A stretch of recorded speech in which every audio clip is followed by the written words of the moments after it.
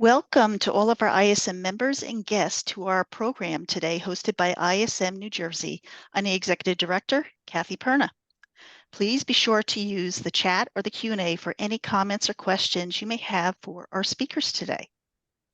Now, today's program is the next in our $1 billion Best Practice series, which is sponsored by Epicor. Our program today will be on effective governance, avoid disruptions while reducing costs. I know this is a very, very hot topic, and please, we want to hear from you today. I will now turn the program over to our host for today, Kristen. Hey, hi, thank you. As you see, the goal of this session is really what used to be something that was a had to do, a must have, and kind of very reactive and after the fact. Today, we're going to talk about how it moves forward and if effective governance can be put in place at the onset. It really does become a pound, ounce of prevention is a pound of cure. So, next slide. Thanks, Mark. So, hi, for those of you who's joined us for Data Driven Businesses and the 8 Threats of Cybersecurity, welcome back. And for those who are new to us, we are glad you could take the time and we look forward to continuing the conversation. We've got a full agenda. I'm not necessarily going to go through all of this, but what I want you to take away from this content is you're going to gain a lot.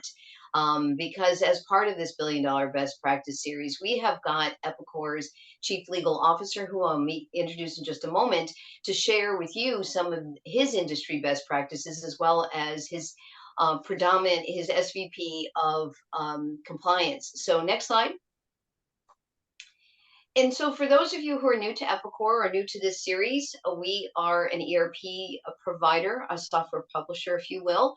That's a very, very successful and going concern. We're over $1 billion in revenue, and we're a global company that offers software for manufacturers, distributors, and of course, both in the automotive space, automotive aftermarket, as well as the retail space. So it's great if this is the first time you've met us, and it's a great company to be with. Next slide. And we actually are very hyper focused in doing and working with our customers to help them do what they do well better. And so that's why we really make a point that we work for the make, move, sell economy, which is the kind of the United States' essential industries of manufacturers, distributors, and retailers. But we also do that with a bigger context of connecting everything. And as you see, these are the 6 verticals that we hyper focus on in terms of really having drilled down expertise and functionality to support that. Next slide. And now we're coming to what's really interesting to you, which of course is the fact of this talent pool called our executive leadership team. As you will note, all of them bring some of the best in class industry experiences to Epicor's benefit, but also this series is intended to bring them to your benefit. So with no further ado, I'm going to introduce JT Taylor, who is our Chief Legal Officer.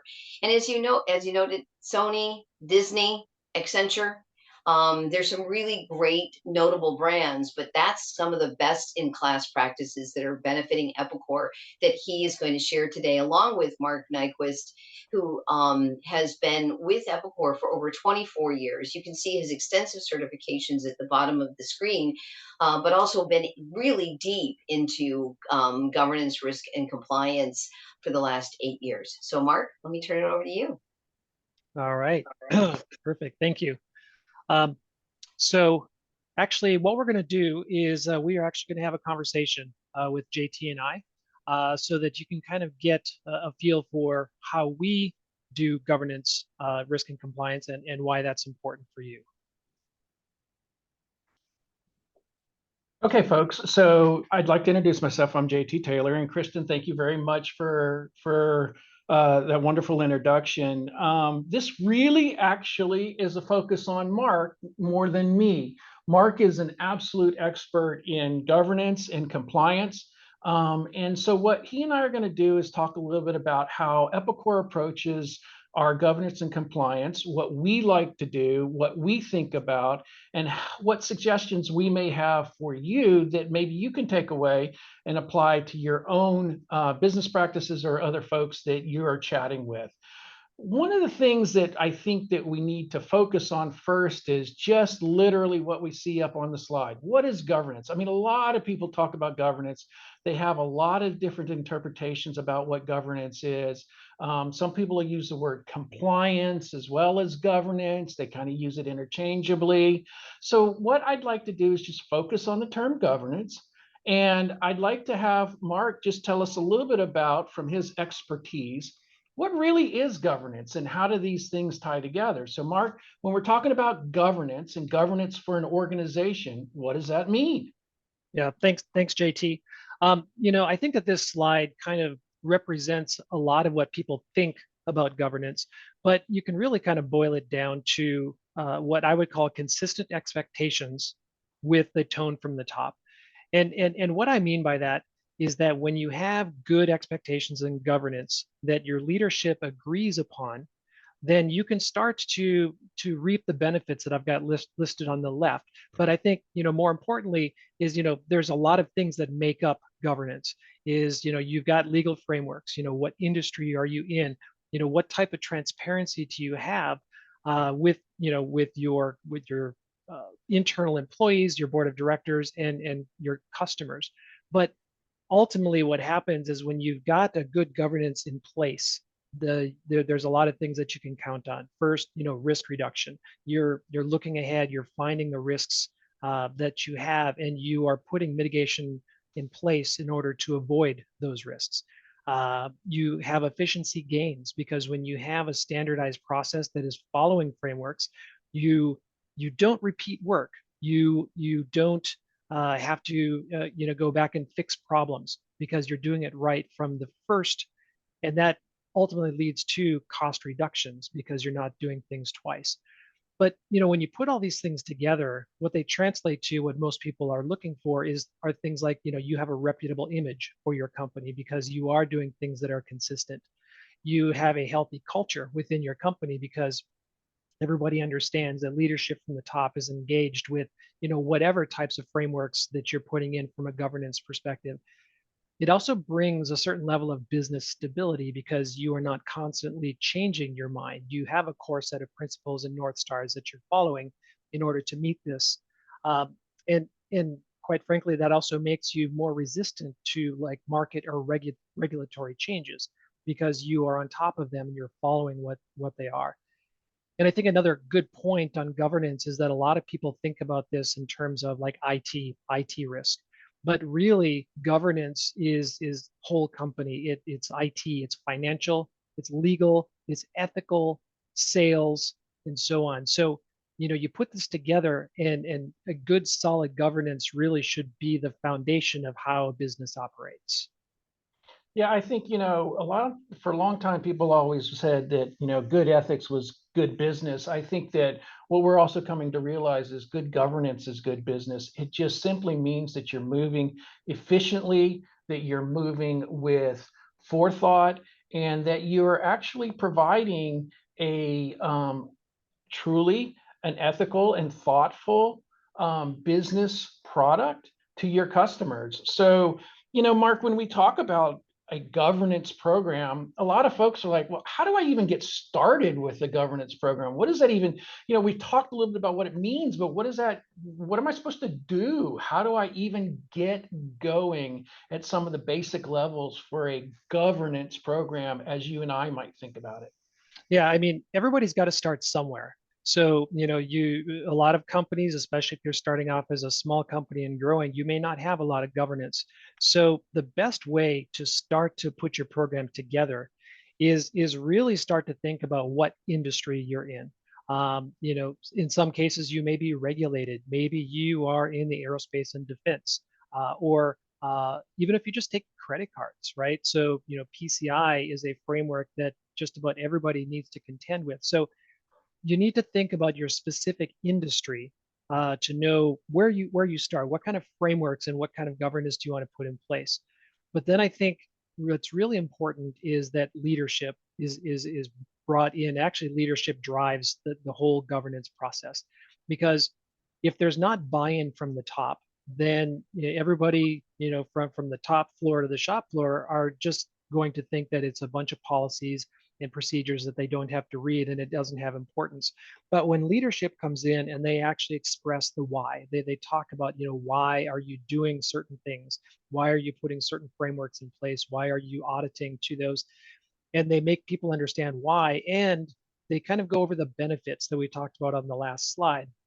You've got consistency, you've got stability, you are reducing rework, you're assisting your audits and so on. That even though it may be a little bit of initial extra work to start with, when you kind of ingrain that into your process, then it becomes understood and it becomes part of your governance. But from a leadership perspective, you also have to understand that most people have their primary job, and working on governance and compliance is not something that they would relish taking on. So, committing some of those extra resources and making sure that they understand that it'll take a little bit of time now, but it's going to benefit them later. So once you have those in place, though, let's say that you decide you're going to introduce a framework around, one of your key operations, you want to make sure that you don't set it and forget it. In other words, you don't publish some policies and just stuff them in a SharePoint folder somewhere and think people are going to read them and follow them. Is that you want to make sure that you're constantly communicating what these are and you're measuring them. So when you design your compliance program, you want at that initial implementation stage, you want to also define how you're going to measure it. How are you going to ensure that you are meeting those expectations, so that ultimately the goal of that is to improve. And I think lastly on this slide is talking about the tools is don't reinvent the wheel. If you have people in your organization that know this, tap them to help you with this process. If you don't, bring in consultants, bring in experts that are going to help you get there faster, to have that one-time push to boost you to where you need to be. And consolidating those sources of truth. Where are you getting your data from? If they're from 1,000 different places, find ways to consolidate that, so when you're monitoring and measuring your program, that it's going to be consistent. Mark, thanks. You talk about some of the general things to think about when you're starting out your compliance program: industry, leadership, monitoring, tools. These are some of your basic building blocks about what you're supposed to do around a compliance program. And quite honestly, I think that leadership and tone from the top really, really is important. I'm directly involved in our compliance program. Everybody on the C-suite team is also committed to this kind of governance and compliance ethic. From an Epicor standpoint, it's really important within your companies to also get that buy-in, and the buy-in you can get through the ROI, or return on investment, and other things like that. We'll talk a little bit about that later. Mark, you talked a little bit about what some things are to think about going into a compliance program. Let's kind of flip the coin a little bit. What are some things that you shouldn't do? What are some things and some practices to avoid when you're building a compliance program? Yeah, I think that there's a lot of things to consider, but for me, part of it comes down to what I've got on the slide here. So the top two, we've got lack of direction. In other words, that tone from the top is missing, or too many directions, meaning that tone from the top isn't there, so people are taking their own directions. And if you've got a large company and you have a lot of people that are trying to implement different frameworks, different compliance measures, then you're going to be pulled in way too many directions. So tying that back to the tone at the top, you want to make sure that your leadership is all marching to the same drum, and that they understand and communicate that. And I think boiling the ocean is another challenge that a lot of companies have, because they may get really excited about the latest NIST 853 framework just came out, and they want to apply it across their entire company. And as many of you know, there's thousands of controls within this framework, and sub controls and so on. And if your intent is to meet that standard, that you need to make sure that you start small, that you scope it correctly. If you have a requirement for your IT systems to comply with NIST 853, make sure that it's scoped to just those systems, especially if you're going to be doing that under an audit scenario. Because what you don't want to do is you don't want to put a large framework in place, scope it way too broadly, have an audit come in, and then maybe you've got some lab environments that aren't meeting that and you fail an audit.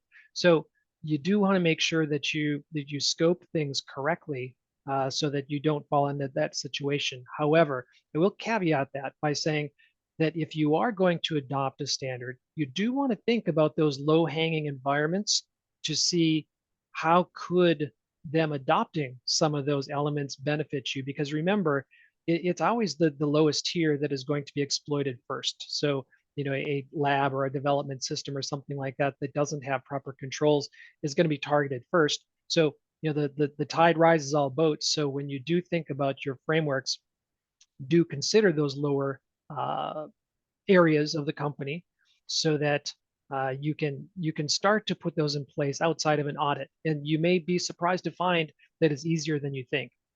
And then I think, lastly is like outdated standards. So when you do commit to a framework like PCI as an example, PCI just, we've been on PCI 3.2 for quite a few years now.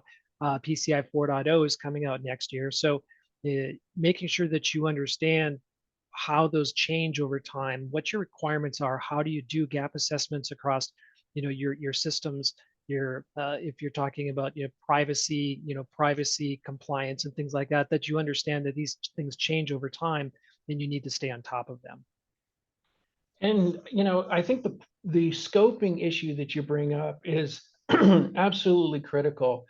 One of the things that can lead to just an abandoning the governance and compliance effort is that you try to do too much too quickly, fail, and then just give up. I've actually seen this happen in a previous company where way too many controls were put in place for the size of the company, the type of company. And then an audit was conducted and they failed. And so therefore, everybody just sort of abandoned the effort. Really scope and really look at, okay, what compliance elements would be beneficial to us as a company and which ones are our customers asking for. So I think that and you can see the theme here in terms of lack of direction, too many directions, boiling the ocean, poor scoping, all of it kind of has a relative theme, which is let's make the governance and compliance effort fit with who we are as a company and who our customers are and the industry that we're in. So Mark, when you talk about the compliance requirements though, and once you've created some of these requirements, how do you stay on top of them? I mean, how do you end up not abandoning this effort?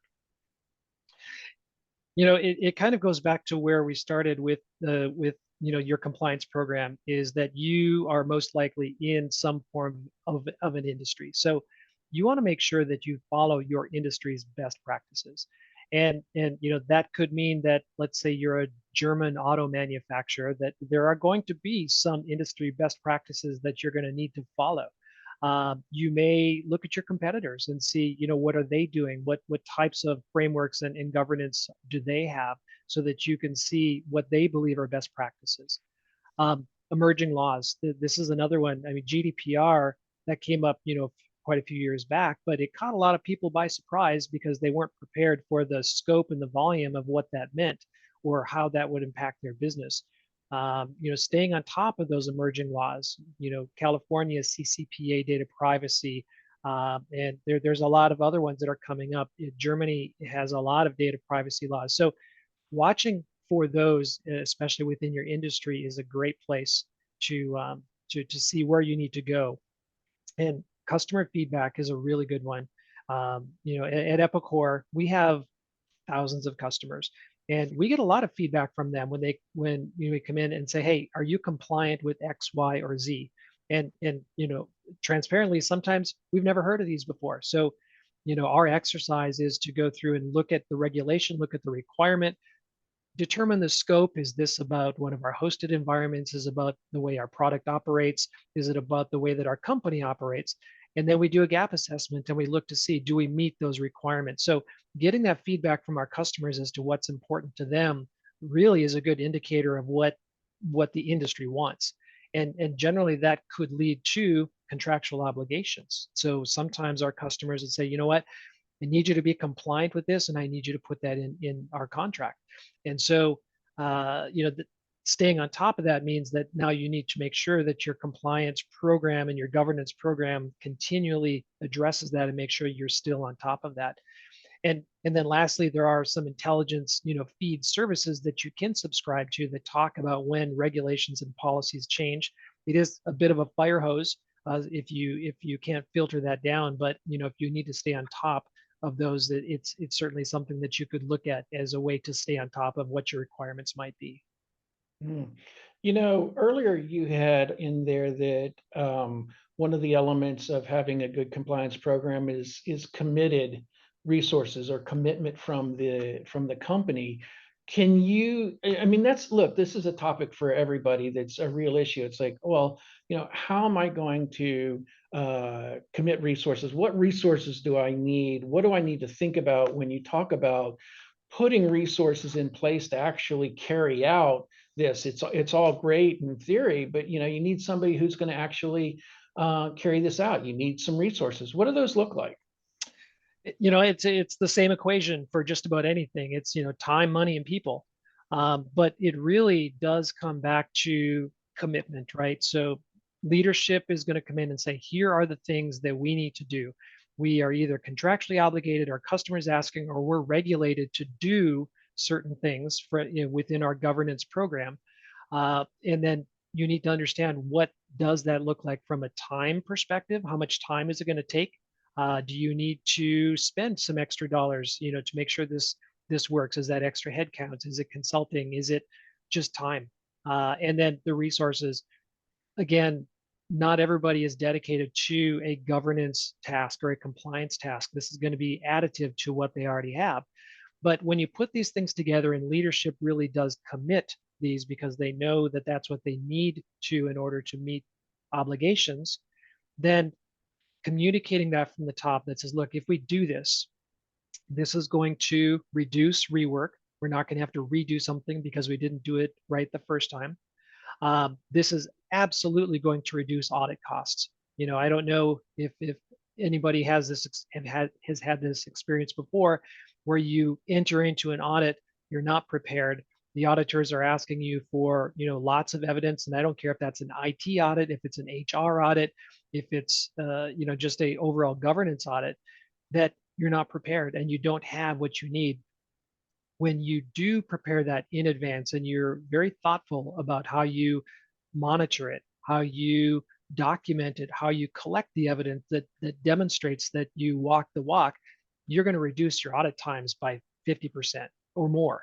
I can tell you that at Epicor, with the number of audits that we do, having a good governance program that is consistent and having all these answers at the tip of our fingertips, because we are monitoring and we are collecting these things, will absolutely reduce your audit times and make the outcomes much better.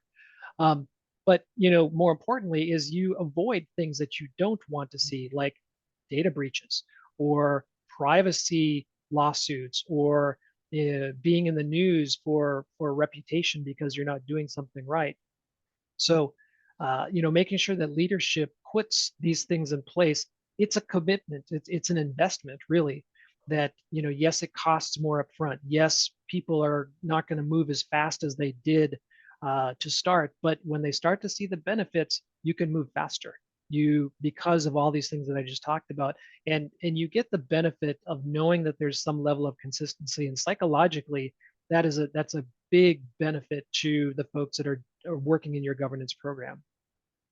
Well, and amongst companies, trust is an important thing. And when you're talking with your vendors yourselves, or when you're talking with your customers, one of the things that you're trying to gauge is how much can they trust you. Yeah, there's legal paperwork and other things like that in the contract, but really it's about relationships. And so one of the things to actually walk the walk and show that you can be trusted is to have resources dedicated to a compliance program. And compliance, we talk about things like, as Mark just said, IT compliance, which is an easy one to get your head around, but what about your HR? And what about the other elements of your business? And can you actually demonstrate to your customers, yeah, this is what we do in order to comply with laws, regulations, and ethics, and you can trust us as a result. So Mark, what are some, when we talk about resources, we talked about time, money, and people, what are some examples? What does that mean? Can you put some real boundaries around that and give some examples? Yeah, I mean, there's lots of ways to do this. I'm just going to outline a few that have been successful at Epicor, or ones that that I know of. Um, I think that you want to start in the upper left hand, with your process, because once you have identified a governance framework, that you want to make sure that you put that behind a process. You don't just throw a spreadsheet out to a bunch of people and say, here's the controls and the regulations and the things that we need to follow, but you need to put it into a system. We use ServiceNow, the governance, risk, and compliance, or the integrated risk management process. It's a great one. It's complex. It may not be the right fit for small businesses, but let's say that you have a very you've got a high focus on NIST 800-171 compliance. There's a product called Future Feed, which is a really nice product that lets you input your controls, and it lets you assign them out, and it really puts things kind of on a conveyor belt, I like to call it. It lets you be consistent.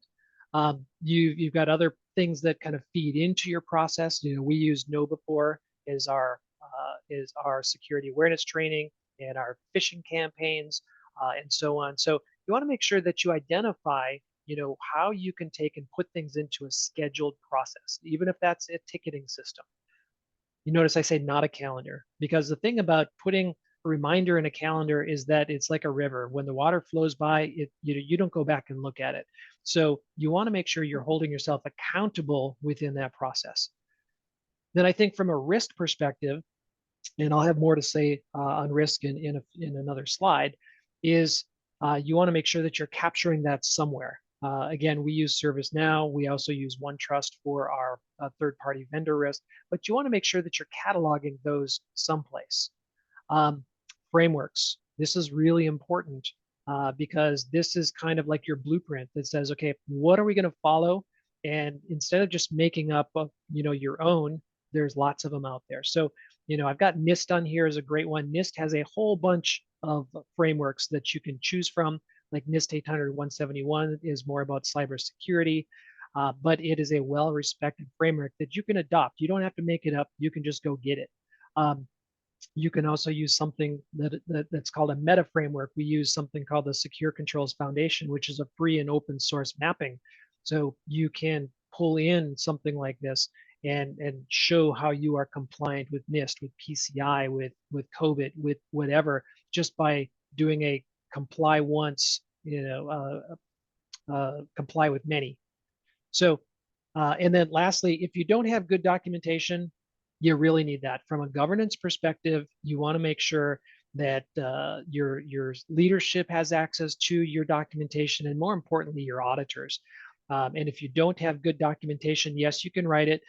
There is a company out there called Compliance Forge, which we use. You can go buy a policy set and essentially put your logo in there and then go through it and then tweak that to your company and your environment. And you've got a very good and well-written policy set that aligns to frameworks. So you talk about frameworks and process here, as well as risk and documentation, but I think there's a unique relationship between frameworks and process. Can you explain how those two connect? I think that's really where the rubber meets the road for most folks in terms of tools. Exactly. So, generally speaking, once you find the framework that you're going to use, whatever that is what you feed into your process. Those are the things that you import into your tool, into your ServiceNow, into your ticketing system, and whatever. So that you can schedule those and you don't forget about them. You put them on the conveyor belt and you say, every year we're going to do this. We're going to assess these controls, and that really, I say that consistency is a superpower, and it's a really easy thing to do when you put something into a process, and you make sure that somebody's managing and monitoring that process and making sure that things aren't falling off the side of the conveyor belt. Okay, so that framework is the requirement that sits into that goes into the processes, and that's what allows you to track your compliance, is what you're saying there. Mhm. Okay. Now, there's a popular topic that comes up talking about frameworks. There's a topic that comes up all the time that you hear, a buzzword, ESG, environmental, social, and governance. And, it's gotten a lot of press and so forth. Can you just talk a little bit about what ESG is and how that relates to governance? Yeah, and that's actually really simple. Essentially, ESG is just another framework. Um, again, when you decide the type of frameworks and the requirements that your company is going to adopt, it starts again that tone from the top and what industry are you in. But where some of these frameworks start to become interesting is that some of them are required, like you see on the left. You're going, if you take credit cards, you need to be PCI compliant, and perhaps in your industry there are other things that are absolutely required. Some of them are customer driven, right? A customer is going to come and say, hey, where do you comply with X, Y, or Z? And again, that is going to help you decide what frameworks you're going to choose. And then sometimes they're voluntary. So currently ESG for the most part is a voluntary framework where companies want to talk about the issues that are important to them and they want to demonstrate that in some way. Sometimes those can be customer driven. A customer may ask, where do you fit on some greenhouse gas policies or hiring diversity or so on. So again, it's just another framework, but depending upon what your leadership wants to put in place and what your customers are asking and what you're required to do, that's kind of where ESG fits in. Okay. So it's another one of these frameworks that, you look at from a governance perspective. Earlier in the slide, we talked about risk and other things like that are in mitigating risk and how that is beneficial to a company. Can you talk a little bit about how does governance and compliance excuse me, relate to risk? What is that relationship? Yeah, and I'm going to keep kind of beating this drum, is that it comes back to the controls and the frameworks that you have in place. So I'm actually going to start in the upper right before I get to the topic of risk. Is that when you have things in process, and I think I'll use a different IT example than IT, is so let's talk about data privacy and maybe like a marketing group, and cookie compliance and so on. So you decide that you are going to meet data privacy, GDPR, CCPA, whatever framework it is from a governance perspective you want to put in place, and you're going to put operational controls into your system. Perhaps you're going to have a control or an evidence request that goes to your marketing team and says, hey, for all of your web servers, what does your cookie consent policy look like? Are you testing that? That's going to lead into a control status. Is that passing or failing? And sometimes you're going to take all these things and you're going to lump them together and you're going to say, this is data privacy, this is IT security, this is whatever. But what that does, that all rolls up to risk. And really, when you think about it, so a C-level or a board, they don't want to know the details. They don't want to know how many controls are feeding into your data privacy unless they really want to drill into it. They just want to know, is that red, yellow, or green, right? So risk is really kind of a translation layer between the operational controls, the nitty gritty of how things are getting done, but they roll up. So for example, you could have a risk in your group that says, there is a risk of reputational loss. Okay. Underneath that, you will roll up various controls around data privacy. It's going to be around cookie management. It's going to be around data handling practices. It's going to be around data security. So that all these are going to roll up and they are going to feed into this risk. And that's the nice thing about the risk process, is that really senior leadership needs to work in conjunction with the compliance and the governance groups to identify what risks do they want to see, what risks are important to them. And then you can tie these together and really kind of show how that translates. And in some cases, risk is always seen as kind of a negative, but risk and risk appetite are things to consider. If you feel that you need, do you want to spend $2 million to mitigate a risk that's only going to cost you, $10,000 if it actually does occur? Well, that's where the risk process starts to come in, as you can start to feed these controls and control status up into a risk, and then senior leadership can use that to make good business decisions. And I know that I know we've done, and you specifically have done a lot of work around, okay, how do you identify some risks? And I think a question came in about that. What are some of the things that you've done, Mark, here at Epicor to identify risks that may apply to our business within the industry that we operate? So I think the first method that we use to identify risk is to actually, again, go back to our frameworks. And we look at the frameworks and we ask ourselves, do we meet these? Are we meeting these? Or if we don't meet one of these, what is the consequence of doing that? And so ultimately, everybody knows their business, and you really want to have a good, honest, transparent conversation with everybody from the top all the way down to the bottom. So, if you speak with your development group and you say, look, we don't care about sins of the past. We want to talk about risk. And let's say that maybe you have an application that has a hard-coded password or something like that. In that, you can go back to your policies and your governance and say, that's not something that we should have. Let's work on mitigating that. So you really do want folks within your organization to volunteer risks as well, so that you can roll those up and fix those problems before they come and bite you. And one of the other things that we have done, while we are a privately held company and not public, one of the things that we've done, and Mark has done this, and actually some others have in the company, have looked at the public filings of public companies in our industry. And in those public filings, they list out literally all of the risks that they consider to be something that may be material that their company faces within that industry. So you can go in and look at the public filings and get a tremendous list, an excellent list for risks within your industry. And it just provides you right there a description of the risks, and it describes what that risk is, how it could impact the business.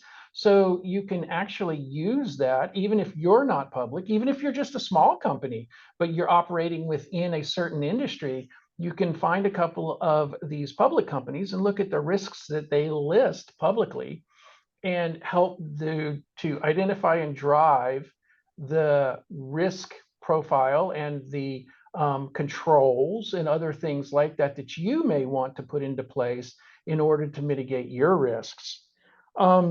And so, that segues into talking about Epicor a little bit. Why Epicor? What is it about Epicor that is something that you would like to get across about our governance, and what is it about the way that we do things that might help? Yeah. So Epicor, I mean, we are on a continuous journey when it comes to our governance and compliance process. A lot of it is customer driven, a lot of it is industry driven, but I think that most importantly, again, is that our leadership is involved in the process. They understand why it's important, from everything from like IT security to our sales department that depends upon us having a good reputation, and so on. And I think that as part of that, we resource that adequately for a company of our size. So, for example, my governance, risk, and compliance team, we've got 8 members that are dedicated to nothing but governance, risk, and compliance. We've got a dedicated IT security group that is, I think, 14 people at the moment. And they do nothing but IT security, which is, by the way, separate from our IT group, which is quite large. I don't even know the number. So we've got this separation of duties and accountability, so that we hold each other in check to make sure that that everything is operating the way that we want it to. We also, speaking of frameworks, just from like an IT perspective, we follow a number of industry standard frameworks. For all of our hosted products, we do annual SOC 1 and SOC 2s for across 21 of our hosted products. For any of our products that do take credit cards or process credit cards in any way, we do an annual PCI assessment. For our government cloud environments, we do CMMC, which is the NIST 800-171 standard.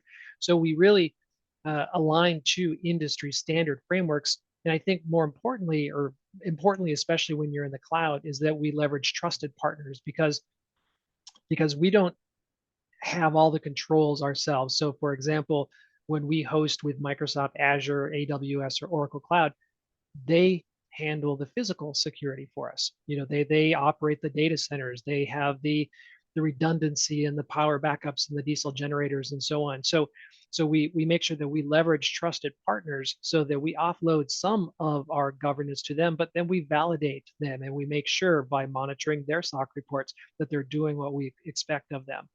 And then I think, we take a lot of effort to monitor our own internal performance. So we do internal assessments across a wide range of governance and compliance topics. And then we turn those into external audits so that we can demonstrate not only do we know or do we think we know what we're doing, but an external auditor comes in and validates that, yes, we are following those frameworks and we are meeting those expectations of ourselves and our customers. And I think that, from an Epicor standpoint, this is a very unique company.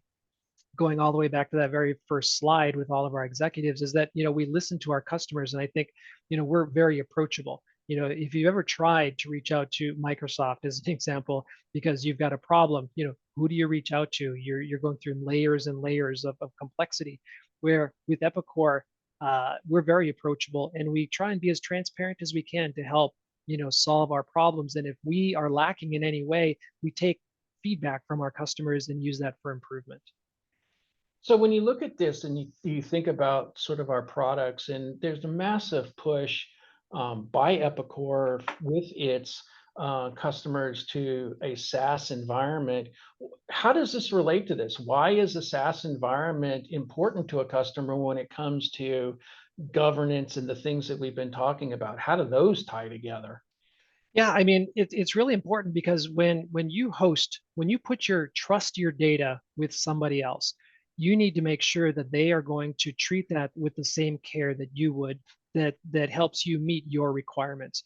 So instead of hiring an IT person and a staff and building a server room and following all those governance and patching schedules and all those things, is that you can reach out to somebody who knows how to do this and has processes in place that are repeatable, transparent, and audited, that that takes a certain load off from your shoulders and things that you don't have to worry about.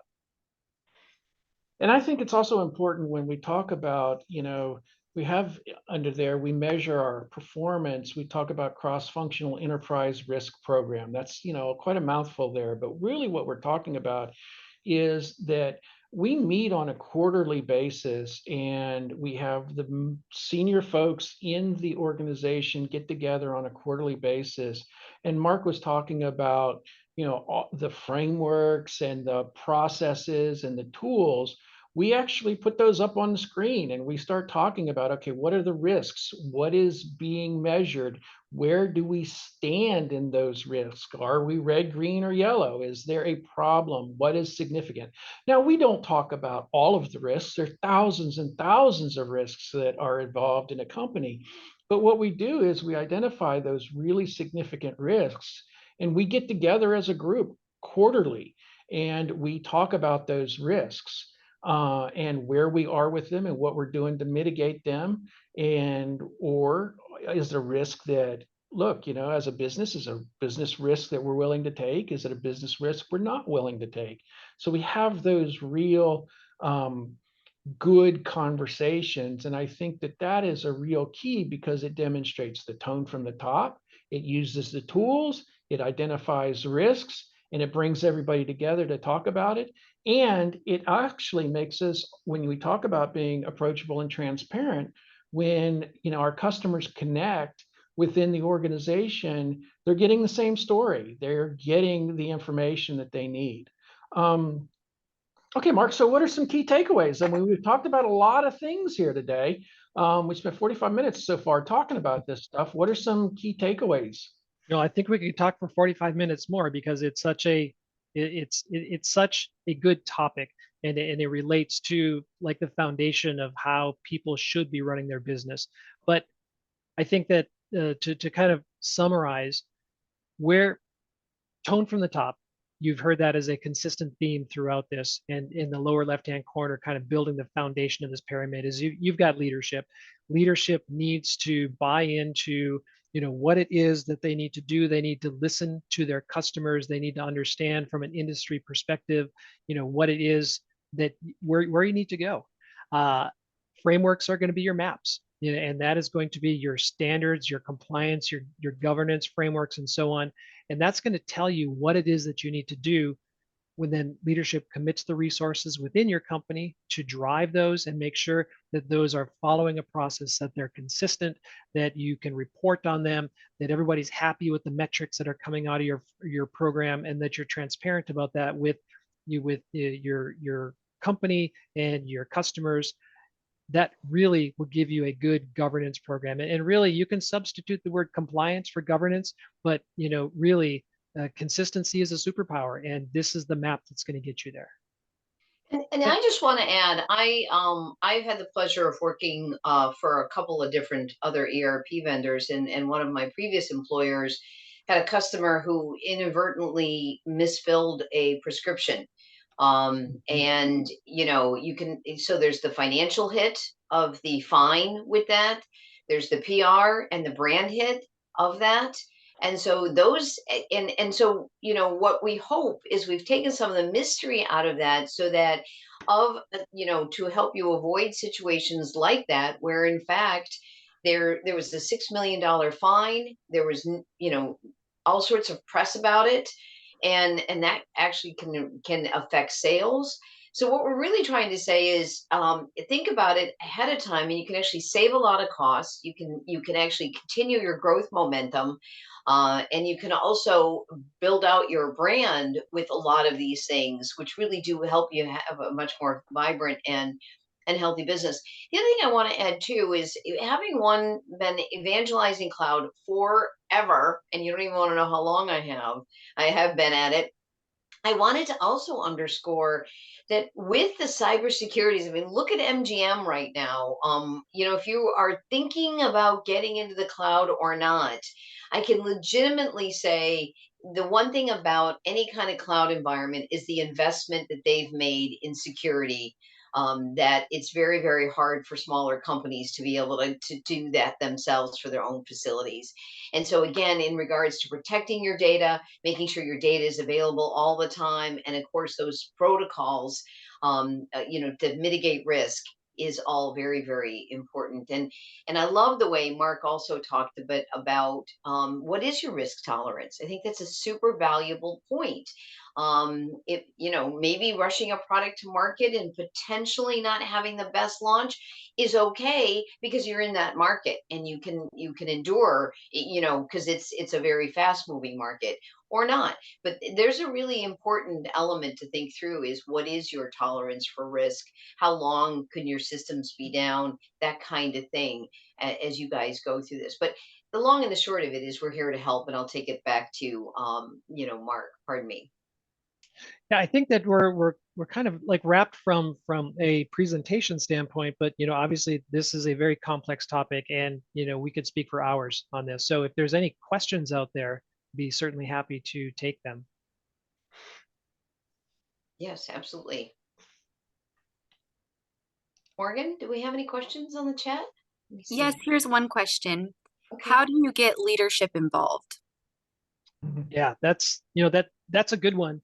And I think that part of that is leadership should actually start the process. But let's say that that's not the case, and you've got somebody that comes into the company and says, wow, we don't have a good governance structure. Let me help define that. So you can use all the techniques that we've talked about so far, but I think a good one is to actually get leadership involved in actually writing the governance charters.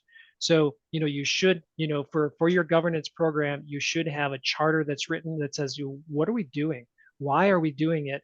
What is our overall objective? How are we going to measure this? So you kind of have this document that is built, and have leadership help you build it, because then they're going to have some skin in the game. They're going to get a better understanding of the why, and then make sure that leadership truly believes the why. That's another good part of this, and that they can communicate that from the top all the way to the bottom, everybody who's involved in the process.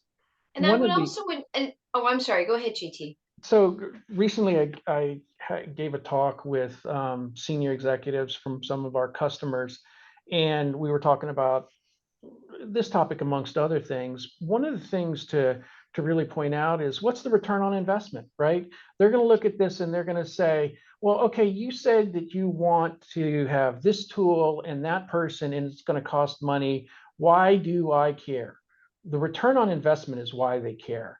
And when you can explain to them, and there is a ton of information out there, data that, and Krista brought up MGM, for instance. When you start talking about, okay, look, for X number of dollars, we can help to mitigate the potential of a large breach, a reputational interest, all kinds of things.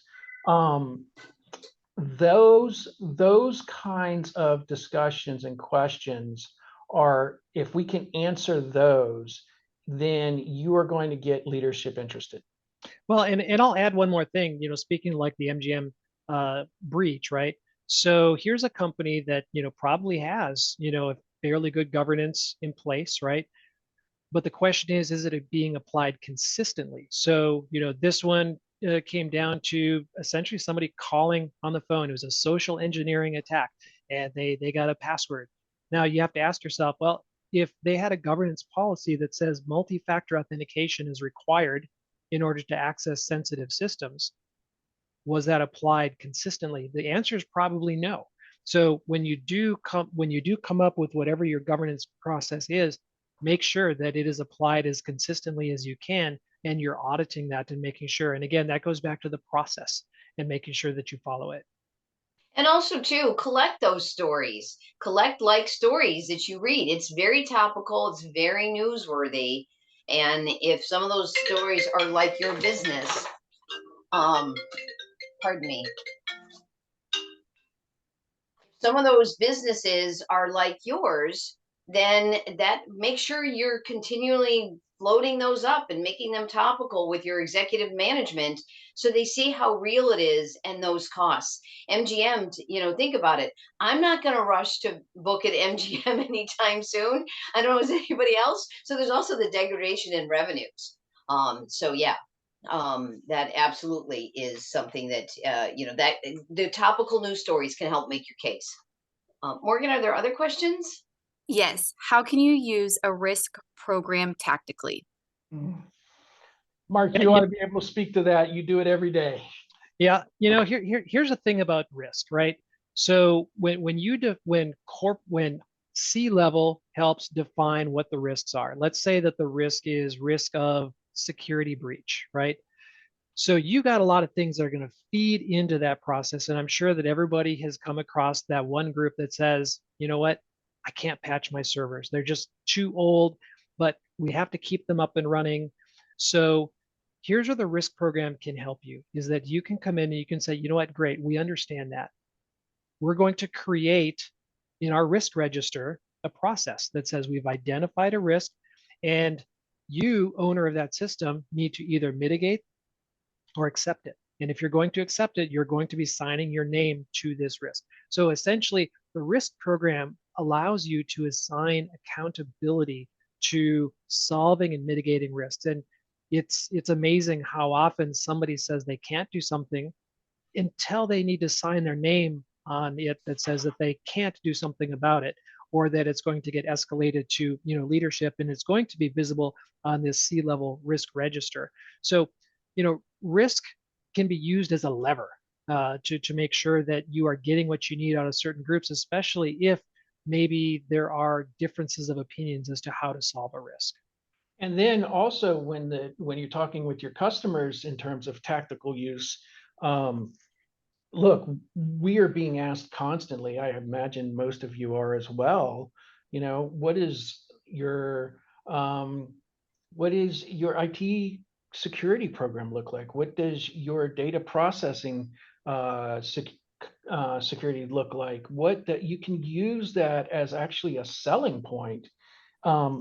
We even post on our, for instance, and for us, we've got a location on our website that's got all the reports that Mark's team does in terms of compliance and other things like that. It is a selling point that we bring that is a tactical, get us business kind of effort, and shows the efforts that we put behind compliance and governance in order to protect our customers, protect their data, and help them.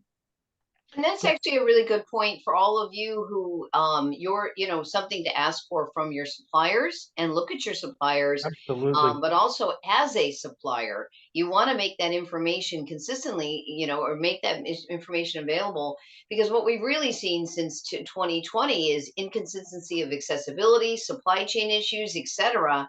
And that's one of, posting that then really says, okay, I'm dealing with a really solid, stable, going concern that's predictable, that's repeatable, and that gives you that confidence in your business, or gives you your customers that confidence in you. We're a vendor in the supply chain. We are a vendor in the supply chain. Our customers ask for this. I literally just got off a call about, just before this call, where, our customer was asking, okay, show me where and how you can prove your compliance. And so as a vendor in the supply chain, being able to provide this kind of information is really helpful for us. And you should be asking it of your vendors. Morgan, any other questions? No other questions. Well, thank you. So we just want to take us. Oh yes, Kathy's going to put it up. Mark, if you could go to the next slide. So, and if you could, we are going to have a seminar on, or a series, or the last in our series. Let me say this as I stumble over my words, but is join us for customer centricity. What does it mean? You'll see in the write-up that McKinsey suggests that a digital transformation project, which sounds like a whole lot of nothingness, candidly, actually can be distilled down in 4 projects: cloud, data-driven, which we've already discussed, operational efficiencies, and customer centricity. And what we'd like to do is take you on the Epicor journey of how we're working to be more customer centric. JT actually already talked a little bit about that relative to providing that information to give the confidence to our customers, but all of the things that we're doing to be more customer centric, which is really kind of where we all need to be in this, what we call the new normal. So thank you very, very much for today and your time. And we do look forward to seeing you on November the 9th. Thank you. Great. Thanks, everybody. Thank you all. Thanks for joining us today. Thank you, Kathy. Okay, thanks, Epicor.